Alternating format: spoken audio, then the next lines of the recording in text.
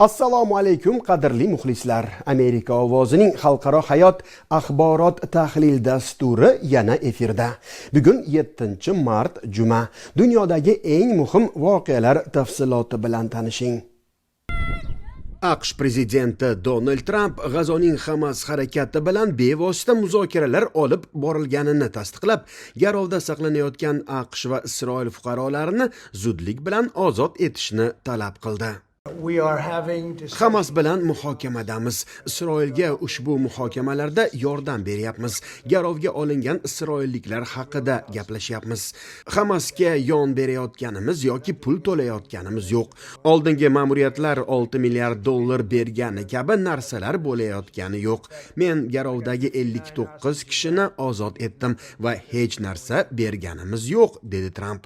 Isroil matbuotiga ko'ra, armiya bosh shtabining yangi rahbari Eyal Zamir G'azo sektoriga yangi hujum rejasini tasdiqlab, Hamas bilan yangi olishuvlarga hozirlanyapti. Hamas vakili shunday bo'lgan taqdirda garovdagilarning ba'zilari o'lishi mumkinligini, qamal yoki urush tahdidlari isroilliklarning ozod etilishiga olib kelmasligini aytdi. Isroil Hamasdan barcha vatandoshlarni ozod etishni talab qilarkan, 1-martdan beri sektorga kirish yo'llarini yopib qo'ygan, gumanitar yukni o'tkazmayapti. Trump ma'muriyati shu hafta Isroilga 4 milliard dollarga teng qurol uzatdi. Joriy oyda ikkinchi bor.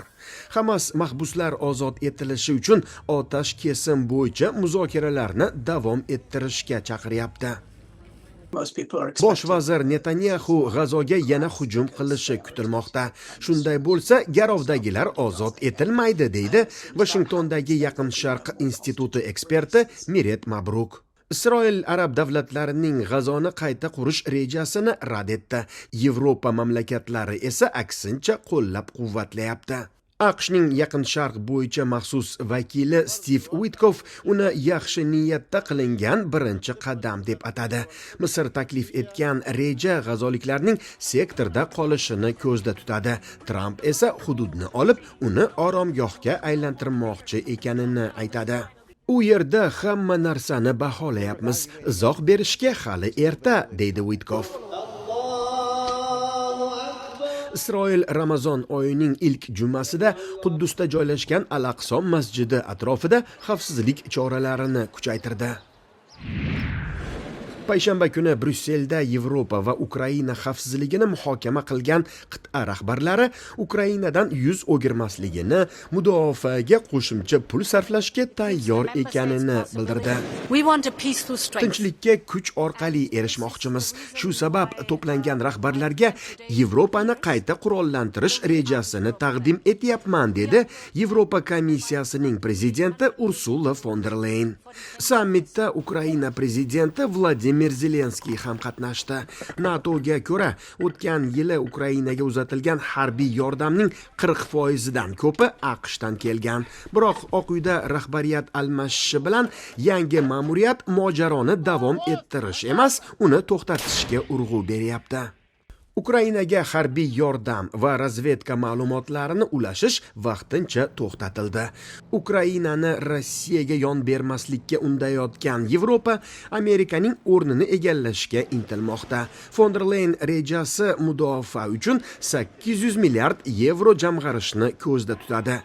Britaniya Ukrainani dronlar bilan, Fransiya sun'iy yo'ldosh orqali internet aloqa, razvedka ma'lumotlari bilan ta'minlamoqchi.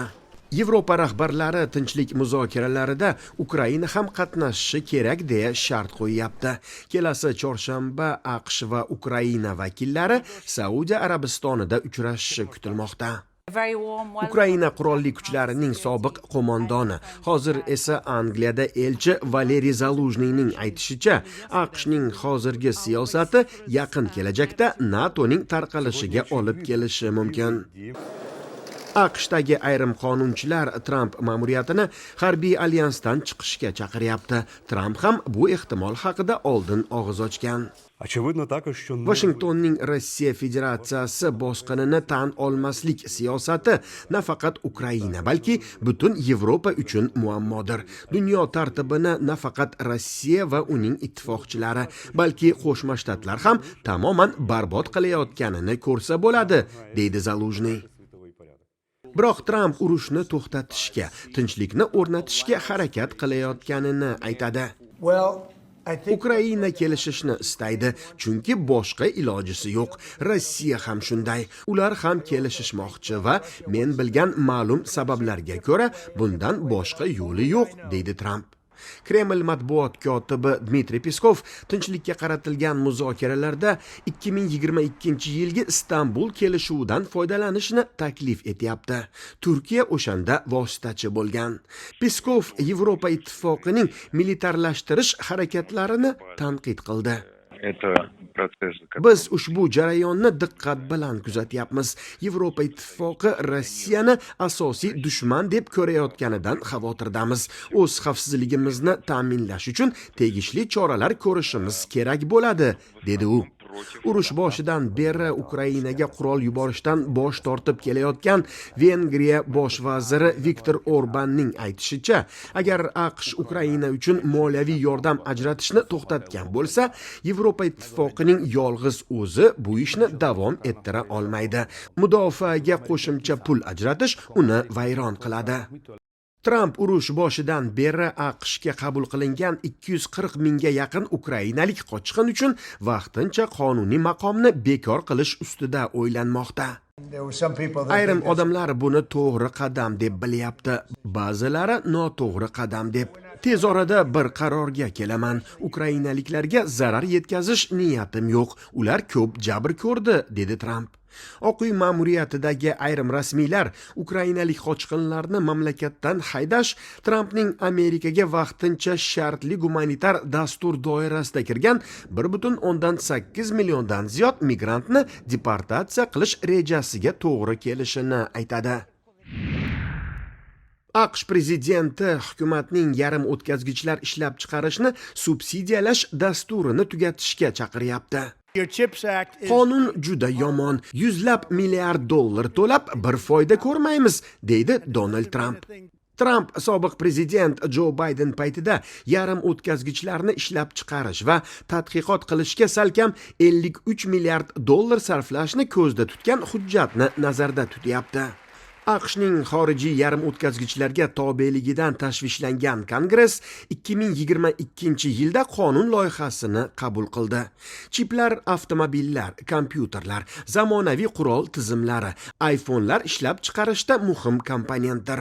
AQSh kompaniyalari ularni asosan Tayvan yarim o'tkazgichlar ishlab chiqarish kompaniyasi yoki TSMC dan oladi.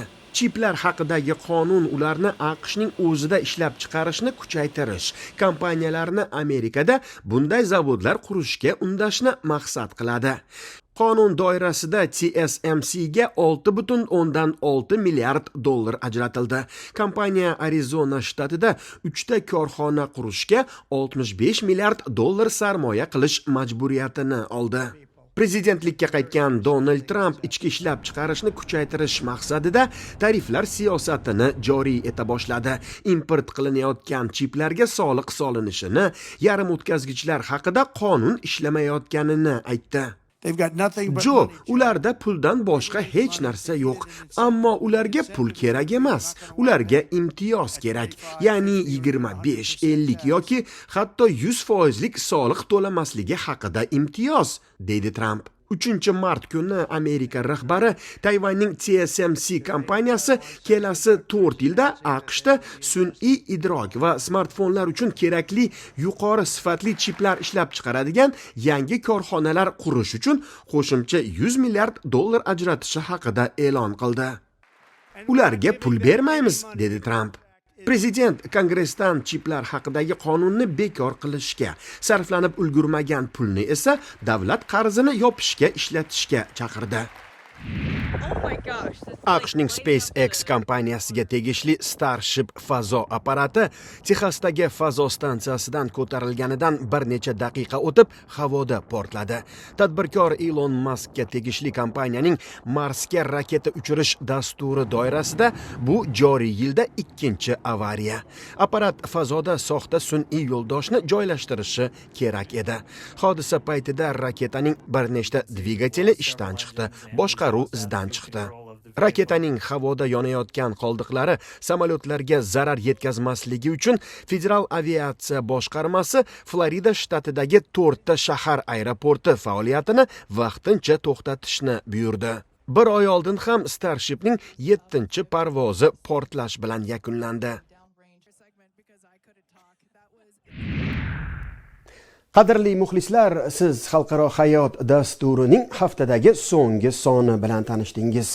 Sizlar bilan kelasi hafta ko'rishguncha xayrlashib qolaman. Dam olish kunlaringiz maroqli o'tsin. Ayollarni esa ijodiy guruhimiz nomidan 8-mart xotin-qizlar kuni bilan tabriklayman. Omon bo'ling. Assalomu alaykum qadrli muxlislar, siz Amerika. Assalomu alaykum. Amerika xalqi va hayoti. Amerika xalqi va hayoti, tashqi siyosati va global mavzularni yorituvchi dasturimiz huzuringizda.